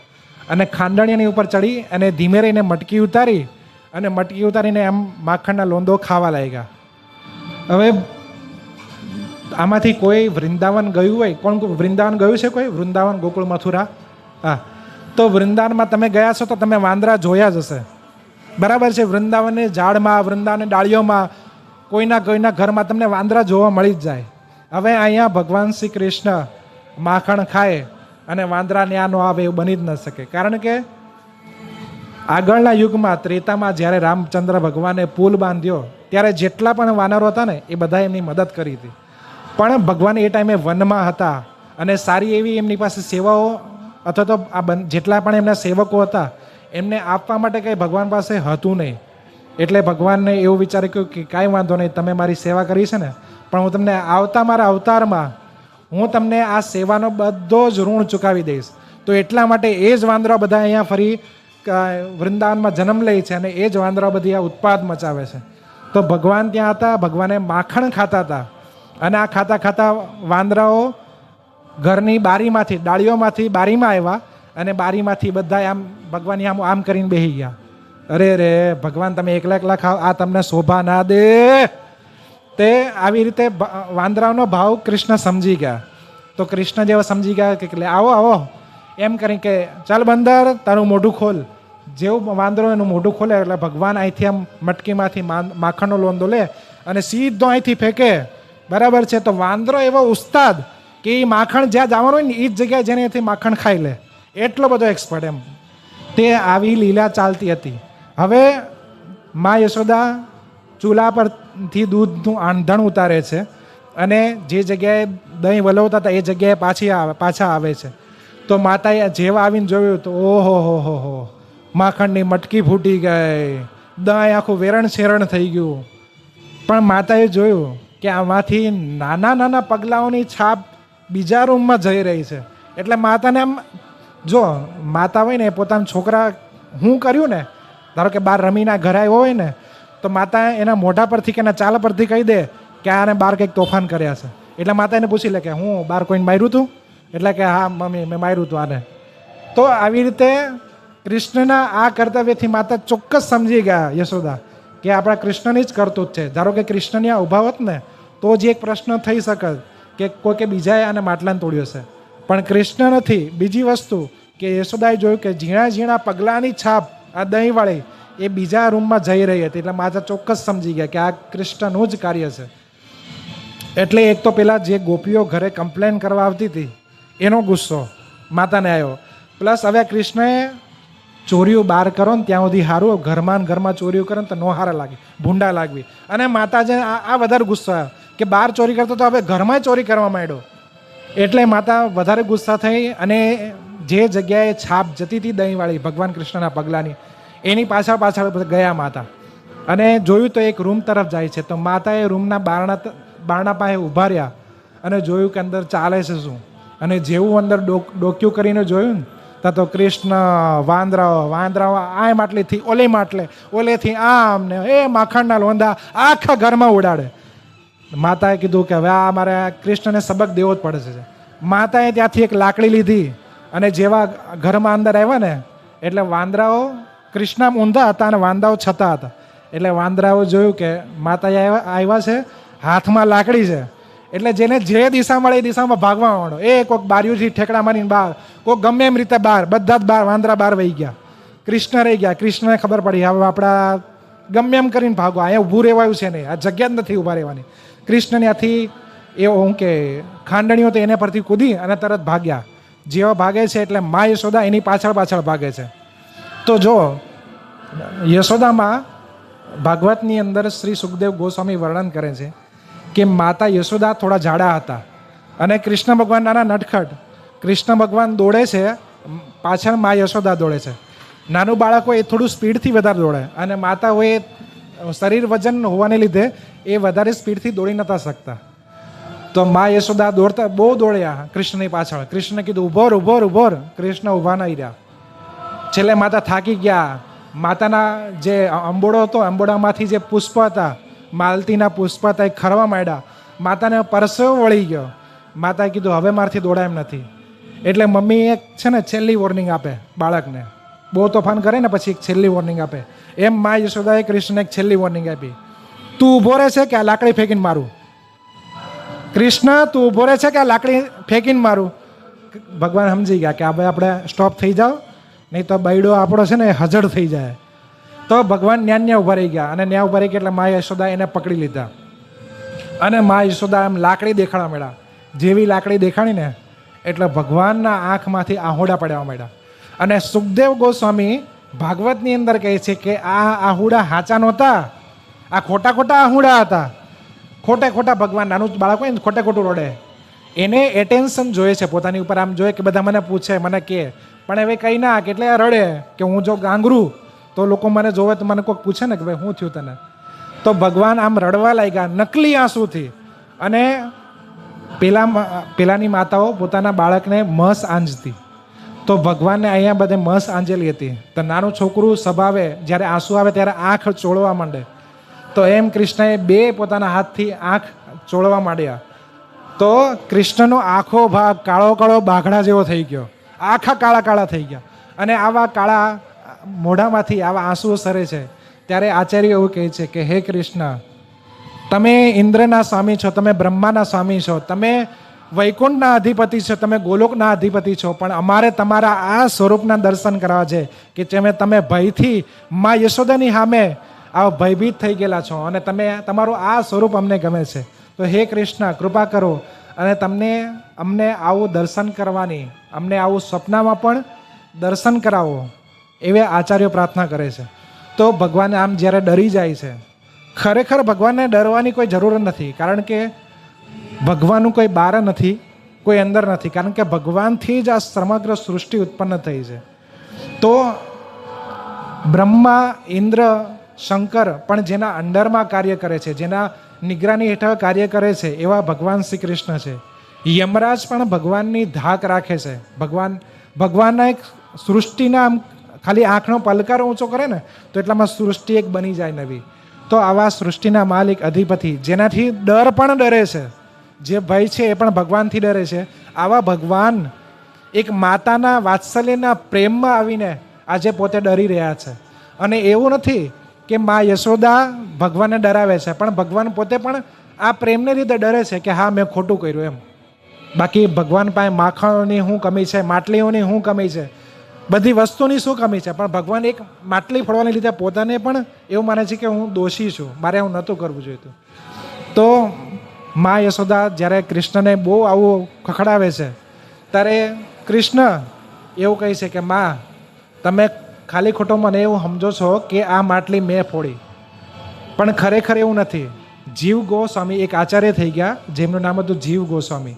તો એ ગોપાલ ચંપુમાં લખે છે કે કૃષ્ણ મા યશોદાને એવું કહે છે કે મા, તમે મને જ્યારે સાઈડમાં મૂકી દીધો હતો ને, હું દૂધ પીધો ત્યારે તમે મને સાઈડમાં મૂકી દીધો, ત્યારે તમે ઊભા થઈને જતા હતા ને ત્યારે તમારા પગની અંદર જે કડું પહેરેલું હતું ને, એ જે ઓલું મટકું હતું ને એને વાગ્યું અને એનાથી એ મટકું ફૂટ્યું ને એમાંથી દહીં મળ્યું. એટલે તમારી ભૂલ છે. બોલા, મમ્મીના હા મેં પાછું આવું કહે છે. અને નાનો છોકરો ખાલી ભાષામાં આવી જ્યારે વાતો કરે ને ત્યાં માને ખબર પડી જાય કે આ ખોટું જ બોલે છે. એટલે માં કે એમ મેં ફોડ્યું. હવે હું તને આજ જો બતાવું કે આ મટકું કોણે ફોડ્યું. આજે હું તને એવો દંડ આપીશ ને કે તું બીજી વખત ચોરી કરવાનું જ ભૂલી જઈશ. ચોરી શબ્દ શું છે તું બીજી વખત ભૂલી જઈશ. એટલે માએ નક્કી કર્યું,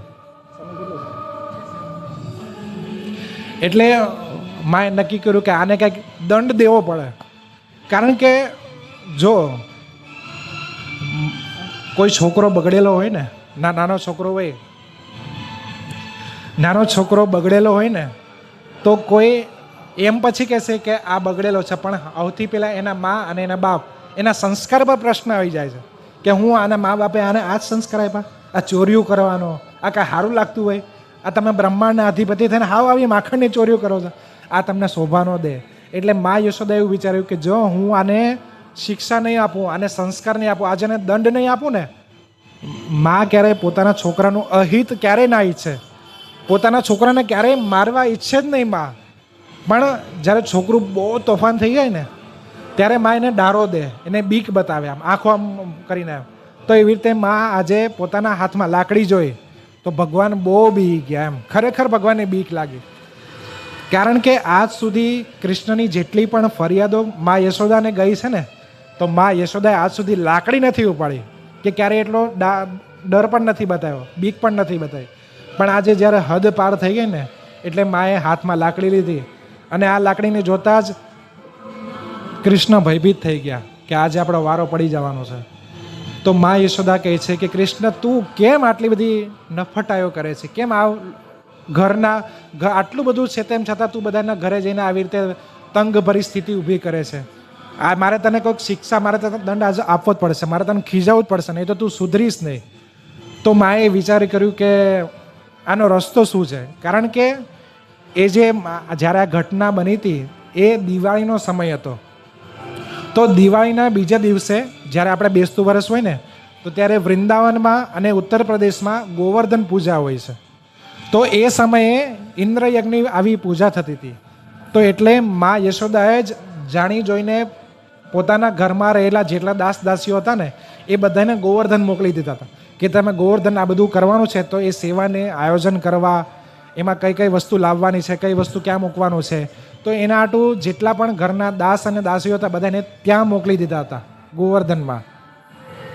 તો એટલા માટે આજે ઘરે ફક્ત 2 જ જણા હતા, એક મા યશોદા અને એક છે ભગવાન શ્રી કૃષ્ણ. મા યશોદાનું આવું ગોપીઓ પોતાના દાસ દાસીઓને મોકલવા પાછળ આચાર્યો બીજો એક કારણ બતાવે છે કે મા યશોદાના ઘરમાં મા યશોદા કૃષ્ણ માટે માખણ બનાવવાનું, દહીં બનાવવાનું વિચારતા હતા જ ઘણા સમયથી. કારણ કે મા હોય પોતાના બાળકને પોતે જ્યાં સુધી ખવડાવે નહીં ને ત્યાં સુધીને ચેન ન પડે. પણ ઘરમાં આટલી બધી દાસીઓ હતી એટલે મા જેવું કંઈક કામ કરવા જાય ને યશોદા, એટલે દાસીઓ પૂછે, અરે રે રે યશોદા રાણી, તમે રાણી છો, તમારે કામ ના કરવાનું, તમારે અમને આદેશ આપવાનો હોય, બોલો શું કામ કરવું છે? માખણ બનાવવું છે, એટલે અમે જ માખણ કાઢી નાખશું. એટલે આ દાસીઓને લીધે ક્યારેય યશોદાને પોતાના કૃષ્ણ માટે માખણ બનાવવાનો અવસર મળ્યો નહીં. એટલે યશોદાએ નારાયણને પ્રાર્થના કરતી રોજ કે હે વિષ્ણુ ભગવાન, તમે કાંઈક એવી વ્યવસ્થા કરો કે હું મારા છોકરાને આ કૃષ્ણને ખવડાવી શકું. તો એટલા માટે ભગવાને નારાયણે આજે એવી વ્યવસ્થા કરી આપી. જેટલા દાસ દાસીઓ હતા બધા ગોવર્ધનમાં છે, ઘરે ખાલી આજ માતા યશોદા અને કૃષ્ણ છે. એટલે માતાને અવસર મળી ગયો કે આજે હું કૃષ્ણ માટે આ બધું વસ્તુ બનાવીશ. બીજી વસ્તુ કે કૃષ્ણએ જે ઘરમાં જે જગ્યાએ ચોરી કરી હતી ને માખણની ને વાંદરાને બોલાયા હતા, એ ઘરમાં જેટલું પણ ભંડારો હતો, જેટલું પણ દહીં દૂધ માખણ હતું ને, એ બધી જ વસ્તુ આવતીકાલ જે ઇન્દ્રયજ્ઞ ગોવર્ધન પૂજા થવાની હતી એના માટે વ્યવસ્થિત માતાએ પહેલેથી આયોજન કરેલું હતું કે ભાઈ ભગવાન નારાયણ માટે આપણે અર્પણ કરીએ, માનો એવો ભાવ હતો. અને એ જ બધી વસ્તુ કૃષ્ણએ તહેસ મહેસ ખેદાન મેદાન કરી નાખી. આમ તો મૂળ તો જેના માટે બનાવવામાં આવ્યું હતું એને જ પોતે ખાઈ લીધું એવું કહી શકાય. કારણ કે નારાયણ એ જ કૃષ્ણ. તો મા યશોદાનો ભાવ હતો કે નારાયણ માટે તો કૃષ્ણએ બનાવેલું, આ કૃષ્ણએ જે ખાધેલું વસ્તુ છે એમ સ્વીકાર કરી લીધું છે. પણ તેમ છતાં અહીંયા એવી પરિસ્થિતિ છે કે કૃષ્ણએ આ બધી વસ્તુ કરી છે, આવા તોફાન કર્યા છે. એટલે મા યશોદા આજે વિચાર કરે છે કે આને કંઈક તો એવો રસ્તો કાઢું કે જેથી આને શિક્ષાઈ થઈ જાય, આ ચોરી કરવાનું ભૂલી જાય, અને આને જેટલા ભાઈબંધ છે ને શ્રીદામા, દામા, મધુમંગલ, એ બધાને પણ ખબર પડી જાય કે જો કૃષ્ણને ચોરી કરશે તો આવો દંડ થાય છે. એટલે ધારો કે એક ચોરની ગેંગ હોય, એમાંથી પોલીસવાળા એક ચોરને બરાબર મારે ને તો બાકીના જે ચોર હોય ને સીધા થઈ જાય કે હવે આ ધંધો ન કરાય. તો એમ કે કૃષ્ણને આજે એવી શિક્ષા આપું તો જેમથી એના જેટલા ભાઈબંધો છે એ બધા સમજી જાય કે એ પછી ચોરી કરવાનું ભૂલી જશે. તો એટલા માટે અને માતાએ વિચારે કર્યું કે આજે ઘરે કોઈ નથી તો ઘરનું કામ એ મારે પોતાએ એકલાને કરવાનું છે. જો હું આની હારે રહીશ, આની પાસે બેસી રહીશ આખો દિવસ, તો ઘરનું કામ કોણ કરશે? કારણ કે માતા હોય એ ઘર પણ સંભાળે, પોતાના બાળકને પણ સંભાળે, પતિનું ટિફિન કરી આપે, બધી જ વ્યવસ્થા માતાની ઉપર હોય છે. તો ઘરનું બધું કાર્ય પણ કરવાનું છે, કૃષ્ણને પણ શિક્ષા આપવાની છે, દંડ કરવાનો છે. એટલે માતાએ એવું વિચાર્યું કે જે ખાંડણીઓ પણ આ કૃષ્ણ ચડીને માખણ લૂંટ્યું હતું એ ખાંડણીઓ પણ આનો ભાઈબંધ જ થયો. આજે ખાંડણીઓ હારે કૃષ્ણને બાંધી દઉં, અને એવું બાંધી દઉં, એવું ગાંઠ મારીને બાંધી દઉં ને કૃષ્ણને. ખાંડણી તો ભારે જ હોય એટલે કૃષ્ણ એને હલાવી ના શકે, કારણ કે કૃષ્ણ નાનું રહ્યું. તો ખાંડણી હારે કૃષ્ણને બાંધવાનો વિચાર કરે છે. તે મા યશોદા એક દોરડું લાવે છે અને કૃષ્ણને બાંધવાનો પ્રયાસ કરે છે. કૃષ્ણની આપણી જે હાથ છે ને એટલી જ એની કમર છે, બરાબર છે. કૃષ્ણ નાના છે, બરાબર છે, અને એની કમર એટલી જ છે. તો ખાંડણી હારે જેવું મા યશોદા બાંધવાનો પ્રયાસ કરે છે ને દોરડાથી, જેવું બાંધવા જાય છે એમ જેવું આમ ફિટ કરવાની વારી આવે છે, દોરડાને ગાંઠ મારવાની વારી આવે છે ને, દોરડું 2 આંગળ ટૂંકું પડે છે. કેટલું? 2 જ આંગળ ફક્ત. તો શ્રીમદ ભાગવતમાં આચાર્ય એવું કહે છે કે અહીંયા 2 આશ્ચર્ય થયા. સૌથી પહેલું આશ્ચર્ય, જે દોરડું હતું એટલું મોટું હતું કે 10 કૃષ્ણ ભેગા થઈ જાય ને, 10 કૃષ્ણની કમર ભેગી થાય ને તોય બંધાઈ જાય, એટલું મોટું દોરડું હતું. અને ભગવાનનું કાંઈ પેટે એવું મોટું નહોતું થઈ જતું કે દોરડું ટૂંકું પડે. તો પેલું આશ્ચર્ય આ. અને બીજી વસ્તુ કે ખાલી 2 જ આંગળી ટૂંકી પડી હતી, દોરડાની ખાલી 2 જ આંગળી દોરડું ટૂંકું પડ્યું હતું, 3 પણ નહીં અને 1 પણ નહીં. તો આચાર્યો અહીંયા એવો ભાવ પ્રસ્તુત કરે છે કે આ 2 આંગળ ટૂંકા પડવાનું કારણ એ છે કે સૌથી પહેલું જીવાત્માનો એટલે કે આપણો ભગવાનને પામવાનો પ્રયાસ. ભાગવતમાં એ શ્લોકમાં 2 શબ્દો છે. સૌથી પહેલો શબ્દ છે પરિશ્રમ, એટલે કે આપણને ભગવાનની ભક્તિ કરવાની, આપણને ભગવાનને મેળવવાની. આપણે જે દાસ છીએ તો આપણા સ્વામીની સેવા કરવાનો આપણને પણ અંદરથી ઉત્કંઠા હોવી જોઈએ, આપણને અંદરથી ઉત્સાહ હોવો જોઈએ. બરાબર છે, આ પહેલો ગુણ થયો. બીજી વસ્તુ, ભગવાન જ્યારે કૃપા કરે ને આપણી ઉપર ત્યારે જ આપણને ભક્તિ અને આ પ્રેમ મળે છે, ત્યાં સુધી પ્રેમ નહીં મળે. ધારો કે બેંકમાં એક લોકર સિસ્ટમ હોય છે, આપણે જે સોનું ચાંદી દાગીના કે અમુક દસ્તાવેજો બેંકમાં લોકરમાં મૂકીએ ને તો એવી વ્યવસ્થા હોય છે કે એ બેંકના લોકરની અંદર 2 ચાવી હોય છે, લોક 2 હોય છે. એક ચાવી બેંકનો જે મેનેજર હોય એની પાસે હોય છે અને એક ચાવી જે બેંકનું જે ખાતું ધરાવનાર માણસ એની પાસે હોય છે. તો જ્યારે ગ્રાહક અગર એ બેંકમાં જઈ અને પોતાની ચાવીથી લોકર ખોલવાનો પ્રયત્ન કરે ને તો પણ એ લોકર ના ખુલે. અને ધારો કે મેનેજર પોતાની ચાવીથી એ લોકર ખોલવાનો પ્રયત્ન કરે તો પણ એ લોકર ના ખુલે. બંનેની ચાવી એકસાથે જાય, બંનેની ચાવી તાળું ખોલે તો જ એ લોકર ખુલે, એવી લોકરની અંદર સિસ્ટમ હોય છે. સેમ ભગવાન, એ ઉદાહરણ દ્વારા આપણે એ સમજી શકીએ છીએ કે એક ભક્ત, એક જીવાત્મા, એનો એક પ્રયાસ હોવો જોઈએ કે મારે ભગવાનને મેળવવા છે. ધારો કે આપણને બંગલો લેવો હોય, ગાડી લેવી હોય તો આપણી પોતાની તો ઈચ્છા જોઈએ ને. કોઈ મકાનમાં શોરૂમવાળા તો આપણને થોડી કાર આપી જશે. આપણને કાર ના જોઈતી હોય, ધારો કે મારી જરૂરિયાત ના હોય કારની, તો હું ક્યારેય કાર લેવા ઈચ્છીશ જ નહીં, મારી ઈચ્છા જ નહીં થાય. પણ ધારો કે મારે કાર જોઈતી હોય, મારે ગાડી જોઈએ તો હું ઈચ્છા કરીશ, હું એની મહેનત કરીશ, હું એ પરિશ્રમ કરીશ, હું કમાઈશ અને એ મારા પૈસાથી પછી હું ગાડી લઈ શકીશ. તો સૌથી પહેલું છે કે ઈચ્છા હોવી જોઈએ આપણને ભગવાનને મેળવવાની કે ભગવાનની ભક્તિ કરવાની. અને બીજી વસ્તુ કે ભગવાનની જ્યારે કૃપા થાય ત્યારે જ આપણને એની ભક્તિ પ્રદાન થાય છે. ધારો કે મારી પાસે પૈસા એટલા છે કે મારે રોલ્સ રોયલ ગાડી લેવી છે, પણ રોલ્સ રોયલ કંપનીના જે ઓનર છે, કંપનીના જે માલિક છે, એને મને ગાડી ના આપવી હોય તો હું ના લઈ શકું. રોલ્સ રોયલ કંપનીની ગાડી માટે એવું કહેવાય છે કે તમારી અમુક દેશમાં ઓળખાણ હોવી જોઈએ. બરાબર છે, 7 દેશમાં તમારી ઓળખાણ હોવી જોઈએ, તમારે ત્યાં કોઈ રહેવું હોવી જોઈએ. એવી એક ગાડી માટે એક માન્યતા છે. તો કહેવાનો મતલબ એવું છે કે જ્યાં સુધી એ કંપનીનો જે માણસ છે, કંપનીનો જે મેઇન માલિક છે, એ આપણને આપવા ના માગે ત્યાં સુધી આપણે ગાડી મેળવી ના શકીએ. સેમ એવું ભગવાન જ્યાં સુધી આપણા પર કૃપા ના કરે ને ત્યાં સુધી આપણને ભક્તિ પ્રદાન થતી નથી. તો આજે માતા એ કૃષ્ણને બાંધવાનો પ્રયત્ન કરી રહ્યા છે કે કૃષ્ણને બાંધી દો, એટલે માતાનો પરિશ્રમ છે. પણ હજી ભગવાનની કૃપા થઈ નથી, કારણ કે ભગવાનની અનંત શક્તિઓ છે. તો જેવું માતા આમ બાંધવા ગયા ને દોરડું, એટલામાં ભગવાનની જે ઐશ્વર્ય શક્તિ છે ને એ ત્યાં પ્રગટ થાય છે ને કીધું કે હું મારા સ્વામીને બાંધે એવું કોણ છે આ જગતમાં. એટલે તરત એને દોરડું સંકોચી નાખ્યું, એટલે દોરડામાં 2 આંગળ ટૂંકું પડી ગયું. વળી પાછા યશોદાને આશ્ચર્ય થયું કે આ દોરડું એટલું મોટું છે અને કૃષ્ણ કેમ બાંધાતા નથી. તો યશોદાના ઘરમાં જેટલા પણ દોરડા હતા ને એ બધાને ભેગા કર્યા અને એક પછી એક દોરડાને ગાંઠ વારી અને ફરી પાછો ભગવાનને બાંધવાનો પ્રયત્ન કર્યો. જેવું ભગવાનને બાંધવાનો પ્રયત્ન કરે, જેવું એન્ડ આવે ને એટલે ફરી 2 આંગળ દોરી ટૂંકી પડે. માતાને આશ્ચર્યનો પાર ન રહ્યો કે આ થાય છે શું. માતાએ નક્કી કર્યું કે ગોકુળમાં, કારણ કે યશોદા મહારાણી છે, તો એને કીધું ગોકુળમાં જેટલા પણ દોરડા છે ને, જેટલા પણ જે દુકાનમાં જાઓ, જે દોરડા મળે ને બધા લાવો અને આ કૃષ્ણને આજે ગમે એમ કરીને બાંધીશું. છેલ્લે 9 લાખ ગાયોના ગળામાં જે દોરડા હોય છે ને એ બધા જ દોરડા મંગાયા, બધા જ એક દોરડા એકબીજાને બાંધ્યા અને ભગવાનને જેવું બાંધવા જાય એટલે 2 આંગળ દોરી ટૂંકી પડે. તો આપણને અહીંયા આશ્ચર્ય એક વાતનું થાય કે આ કેવું હોઈ શકે, મતલબ આપણા માનવામાં કદાચ ના આવે. તો જો ગિનીસ બુક ઓફ વર્લ્ડ નામનું એક સંસ્થા છે કે જે આ વિશ્વમાં કોઈ સારો કોઈ રેકોર્ડ કરે, ધારો કે કોઈ નખ વધારે, કોઈ ઓછી સેકન્ડમાં વધારે દોડી શકે, તો એવા વસ્તુનો રેકોર્ડ થાય છે. બરાબર છે.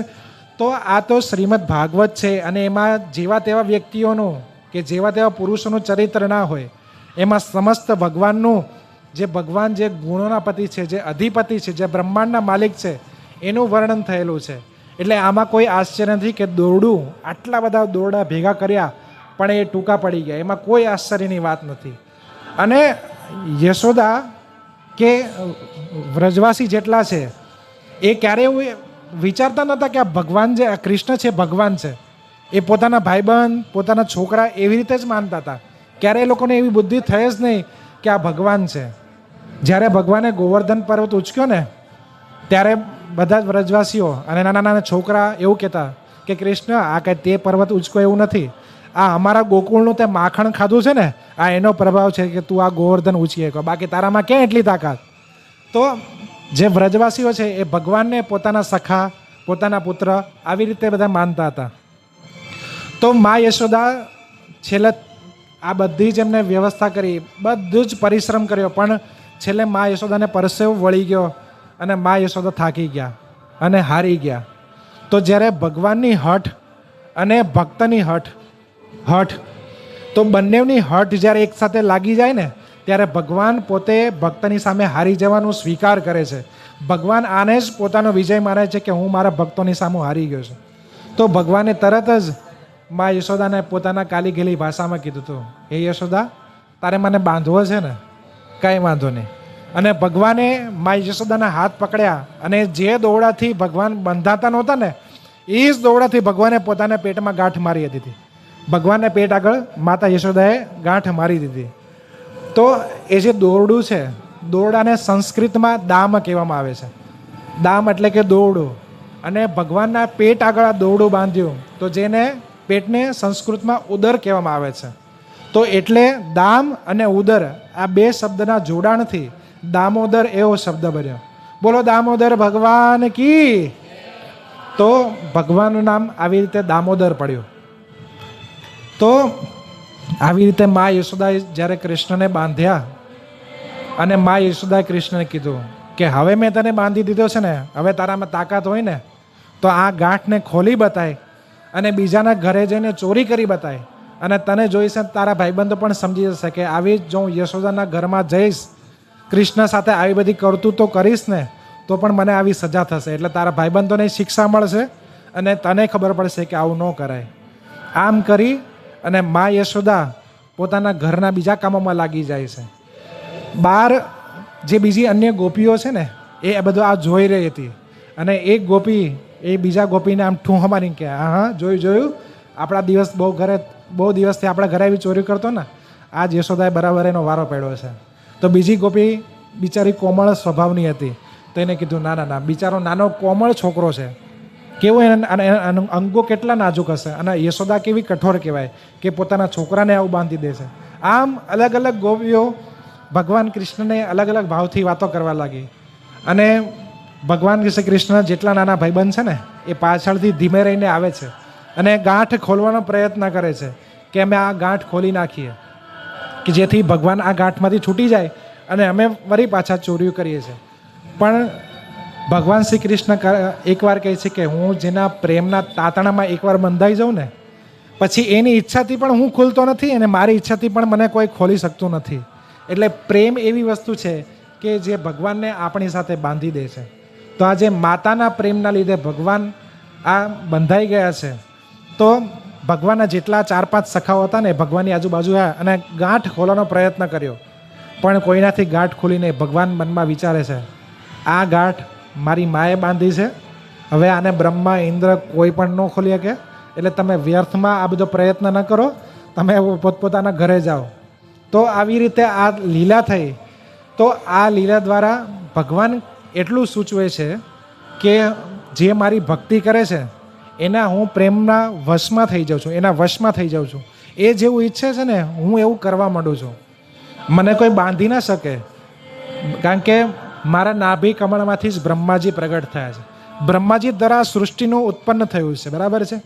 તો એ બ્રહ્માજી પણ મને ક્યારેય બાંધી નહીં શક્યા.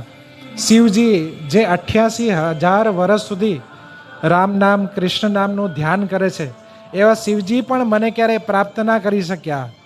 લક્ષ્મીજી કે જે હંમેશા મારા ચરણોની સેવા કરે છે એ ક્યારે મને મને ક્યારેય બીક બતાવી ન શકી, એ મને ક્યારે આવી સેવા, મને આવો ક્યારેય ભાવ ના બતાવી શકી. આ ફક્ત ને માત્ર મા યશોદાના ભક્તિના ભાવથી જ આ બધું થયું છે. એટલે ભગવાન જ્યારે અર્જુનને આ ભગવદ્ ગીતા સમજાવે છે ને, ત્યારે ભગવદ્ ગીતામાં પહેલાં કર્મ યોગ બતાવે છે ભગવાન, અને અંતમાં જ્ઞાન યોગ બતાવે છે, અને વચ્ચેની અંદર મધ્યમાં ભગવાન પોતાનો ભક્તિ યોગથી કેવી રીતે પ્રાપ્ત થાય એ કહે છે. તો અંતે અર્જુન ભગવાનને પૂછે છે કે આ ત્રણમાંથી સર્વશ્રેષ્ઠ કયું? તો ત્યારે ભગવાન એવું કહે છે કે સર્વ ધર્માન પરિત્યજ, બધા ધર્મોને છોડીને મામ એકમ શરણમ વ્રજ, તું ફક્ત મારું શરણ સ્વીકાર કર. અહમ ત્વા સર્વ પાપેભ્યો મોક્ષયિષ્યામિ મા શુચ, હું તને તત્કાળ તારા જેટલા પણ પાપ કર્મો છે એમાંથી તત્કાળ તારો ઉદ્ધાર કરીશ અને ડરીશ નહીં. તો આપણને એક એવો પ્રશ્ન થાય કે પાપ કર્મ આપણે કયા? આપણે તો કોઈને માર્યું નથી. ધારો કે કોઈ એવું વ્યક્તિ આવીને એવું કહી શકે કે હું તો કોઈ દિવસ મેં કીડીને પણ નથી મારી. હોઈ શકે કે કીડીને ના પણ મારી હોય, તો પાપ કેવી રીતે લાગે? તો તમે જોયું છે કે જૈન લોકો એ આગળ એક કપડું રાખે છે. એમનો કહેવાનો મતલબ એવો છે કે અસંખ્ય જીવો છે ને, જે આપણે આંખથી જોઈ ના શકીએ, એ હવામાં તરે છે, અને આપણે મોઢામાંથી જે બોલીએ ને, તો મોઢામાંથી એક ગરમી નીકળે છે. એ ગરમી દ્વારા એ જીવો એ સહન નહીં કરી શકતા, અને એ જીવો નાશ પામે છે. એવો એમનો વિચારધારા છે. તો જે જીવો અત્યંત સૂક્ષ્મ એવા જીવો, જે રચકણ હોય ને, એવા નાના નાના જીવો કે જે આપણને નરી આંખે ના દેખાય, એવા જીવો પણ આપણા આ બોલવાથી, આપણે આમ તાળી વગાડીએ તો વચ્ચે કદાચ મરી પણ જાય, તો એનું પણ પાપ લાગે છે. જે મહિલાઓ ઘરમાં પાણી ભરે છે, પછી અગ્નિથી ખાવાનું બનાવે છે, ચૂલો ગેસ પેટાવીને, તો આવા જે અલગ અલગ દેવો છે, અગ્નિ દેવતા છે, જલ દેવતા છે, એમાં પણ કોઈને કોઈ પાપ થતું રહે છે. તો આવા જે પાપો છે એનાથી ભગવાન આપણને બચાવે છે, અને એ પાપોમાંથી આપણે તત્કાળ મુક્તિ આપે છે. અને ભગવાનની ભક્તિ કરવાથી સૌથી પહેલું આનંદ પ્રાપ્ત થાય છે. આપણા મગજનું જે ટેન્શન હોય ને એ સૌથી પહેલાં જતું રહે. તમે ભજન કરો ને, ભજન કરે ને, એને સૌથી પહેલો ફાયદો શું ખબર છે? કે જે લોકો એને પીન મારતા હોય ને એ બંધ થઈ જાય. અરે આ તો ભગતડો છે, આને યાર હું વાત કરવાની. એટલે તમને બહારથી જે આવતું હોય ને નુકસાન, એ ન્યાન્ય રોકાઈ જાય. એટલે પહેલું તો તમને બીજા જીવોથી ભગવાન તરત તમને રાહત આપી દે. બીજી વસ્તુ, ભગવાન ભગવદ્ ગીતામાં કહે છે કે અર્જુન, આ જે મન છે ને, એ તારો શત્રુ પણ છે અને તારો મિત્ર પણ છે. એનાથી ખરાબ કોઈ નથી અને એનાથી સારું પણ કોઈ નથી. જો તારું મન જ તારો મિત્ર થઈ જાય ને, મતલબ તું જેમ ઈચ્છે એમ તારું મન કાર્ય કરે ને, તો સૌથી સારામાં સારો મિત્ર છે. અને જો તારું મન બેકાબુ છે ને, તો તને ક્યાં લઈ જશે, કે તને કયા ખાડામાં નાખી દેશે તને ખબર નહીં પડે. તો ભગવાનની ભક્તિ કરવાથી આ મન જે છે ને એ શાંત થાય, એક બેલેન્સ લેવલ થઈ જાય મનનું. તો એટલા માટે ભક્તિ કરવાની જરૂર છે. તો ભક્તિ કરવામાં કોઈ આપણને નુકસાન નથી, આપણને ફાયદો જ ફાયદો છે.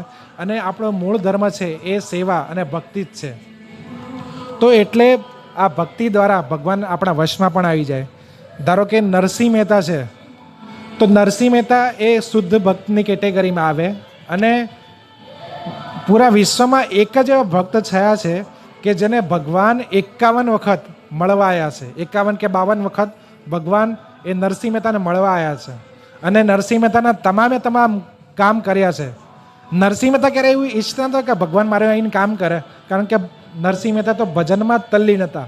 એને કોઈ પોતાના ઘરની, પોતાના સ્ત્રી, બાળકો કોઈની ચિંતા નથી, કારણ કે એને ખ્યાલ હતો કે હું ભગવાનનું ભજન કરીશ ને, પોતાના ભગવાન લગાવી દઈશ ને, એટલે ભગવદ્ ગીતામાં જેમ કીધું છે કે યોગક્ષેમમ વહામ્યહમ, ભગવાન મારા ઘરનું રક્ષણ કરશે, અને માને જેની જરૂર છે ને એ પણ ભગવાન પૂરી કરશે.